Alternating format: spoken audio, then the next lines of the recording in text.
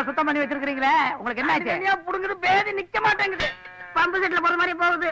இந்த மாதிரி சமயத்தில் உடம்புல இருக்க ஃப்ளூயிட்ஸ் எல்லாம் கம்மியாகி டீஹைட்ரேஷன் ஆகிடும். அது மட்டும் இல்லை, உடம்புல கொஞ்சம் கூட எனர்ஜி இருக்காது. இதுக்காகவே WHO ரெக்கமெண்டட் ஃபார்முலா படி உருவானது தான் இந்த ஓஆர்எஸ்.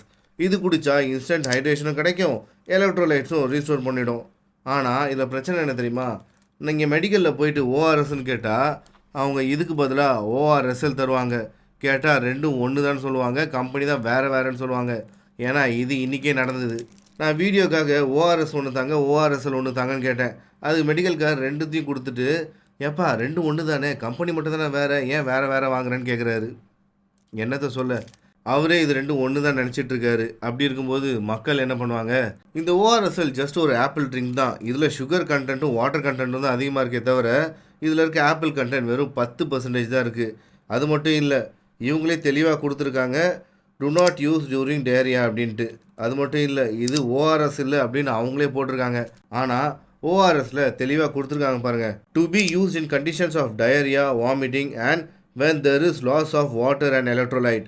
இதில் தெளிவாக கொடுத்துருக்கான் ஓஆர்எஸ் எதுக்குன்ட்டு. ஸோ ஓஆர்எஸ் வேறு, ஓஆர்எஸ்எல் வேறு, ரெண்டுத்தையும் போட்டு கன்ஃபியூஸ் பண்ணிக்காதீங்க.